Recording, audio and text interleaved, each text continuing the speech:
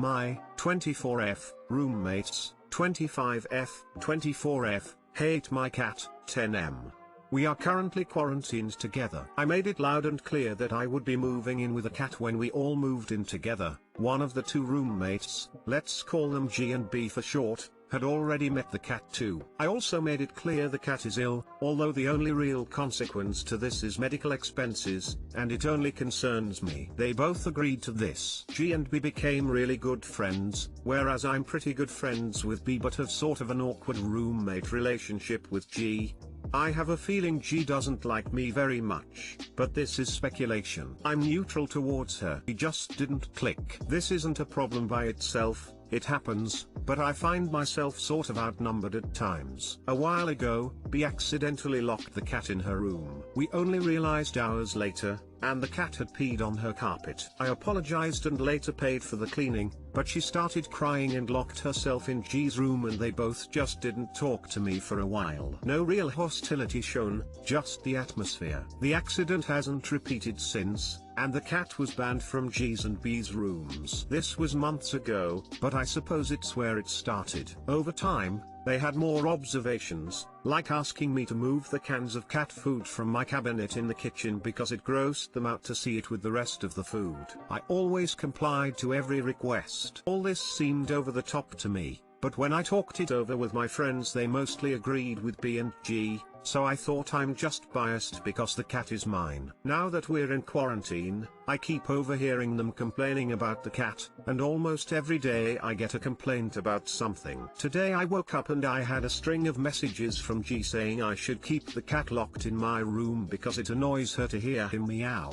and that she put the litter outside. It was raining, because it smelled. I cleaned it yesterday. I suppose the cat pooped during the night. I feel like she crossed a line, but mostly I'm just tired of this. I moved the cat bowls from the kitchen to my room, and I suppose if needed I will move the litter to my room, but I'd really rather not. It's currently in the closet room where we keep cleaning supplies. What should I do? Question mark. Too long didn't read. Roommates, one in particular, can't stand my cat for doing cat things. I tried to make this better but now I'm just annoyed and don't know what to do.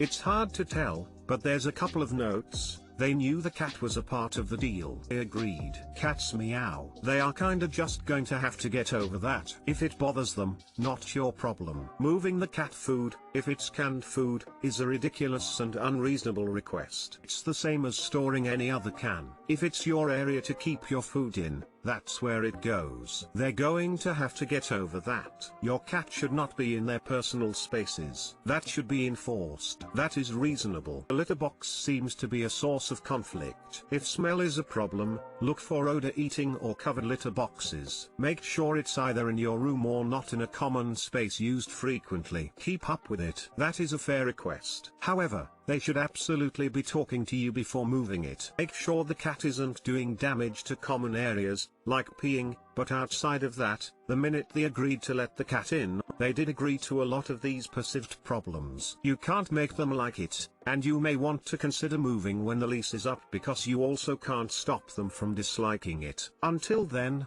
however, they have to suck up some of these issues as much as you do. This is not a surprising situation when they agreed to a cat. At first, they willingly let the cat in their rooms. After the incident, the cat was not allowed into their rooms again, and he never went in again, as far as I know. He actually kind of understood this. When I go into my roommate's room, he waits outside. He's a smart cat. Assuming your room has a door, I would keep the cat in your room for now on with the litter box, etc. until you can find a new place to live. These roommates also have no idea how to take care of a cat. I mean seriously, they objected to the cans of cat food being in the cupboard? That is ridiculous. Were they afraid they might mistake one for tuna and make a cat food sandwich? In the future when looking for places to live and roommates, check if your roommates have lived with cats before and what their experiences and concerns were. I would stay away from anyone that has never taken care of a cat, even though you will be taking full responsibility for its care. The amount of slack you would have gotten from a cat lover is way more than someone who has no cat experience. Unfortunately, I don't think there's a lot that can be done here. Obviously you aren't going to get rid of your cat, so if they really want it gone they should buy you out of the lease. I wouldn't continue living with them once your lease is up though, they seem petty. This could also be a quarantine stress response, taking it out on the cat rather than actually dealing with their emotions.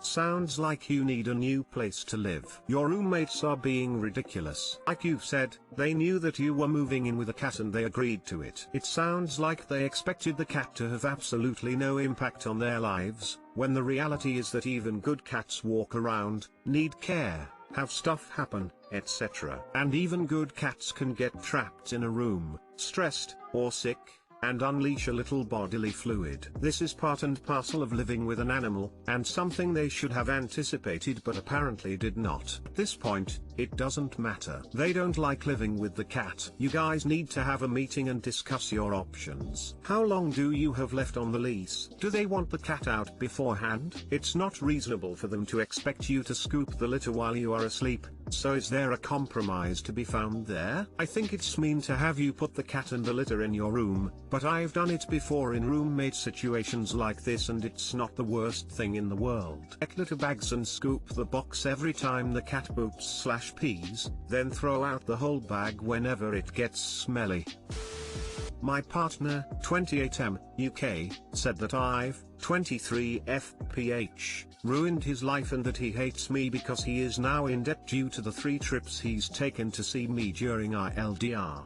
How do I recover from his hurtful words? Context: I met my partner while doing postgrad studies in London last year. He wanted to continue doing an exclusive LDR after my departure from the UK, and I agreed. Since my return to Manila he's visited me in the Philippines twice, and we've met up in Spain once. I've bought tickets to be with him for 1 month in London this coming holiday season. I make considerably less than him due to the fact I work in the Philippines and I just started my first job last year, so he offered to help me pay for my visa fees and travel insurance. I shouldered my visa fees first and bugged him last weekend, in what I thought was a light teasing way, to pay me back already since I'm quite strapped for cash due to my upcoming trip to see him. This made him immensely angry and he had a bit of an outburst. He revealed that apparently he's in a massive financial black hole because he'd taken loans just to visit me in the Philippines. I was totally unaware, and that I've ruined his life and that he hates me and that if we break up his finances/savings would have gotten totally wrecked for nothing. It really caught me off guard because he played it cool during the visits, like he could afford everything, and during those trips he'd pick above average accommodations, choose the fanciest restaurants, and all these other bougie things which I appreciate but aren't necessarily my lifestyle. In fact, I'd always seen him as the type to want way more high-class stuff while I'm still very much happy to stay in a hostel, go out on a budget, etc. For our Madrid meetup last year I chose Spain specifically so that it'd be cheaper for my partner to join me as he's from the UK,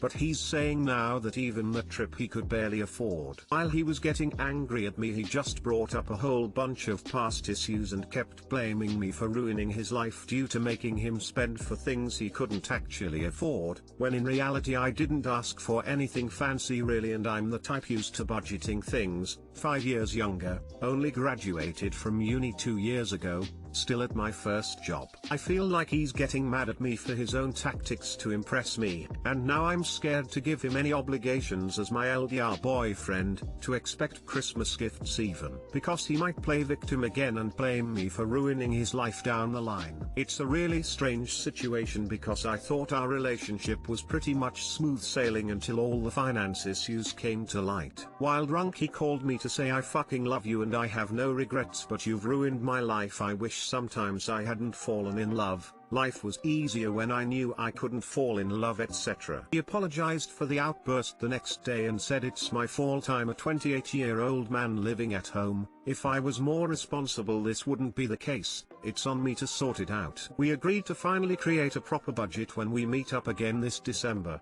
and he said his upcoming salary raise can help pay the loan in less than a year. So that part is okay I guess, but these past few days I've constantly gotten distracted at work because his angry words keep replaying in my head. especially the "I've ruined his life" bit and all the "I hate yous." How do I recover from it? Just time. Too long didn't read. My partner said really hurtful things to me when guilt tripping me for financial issues. What can help me get over it?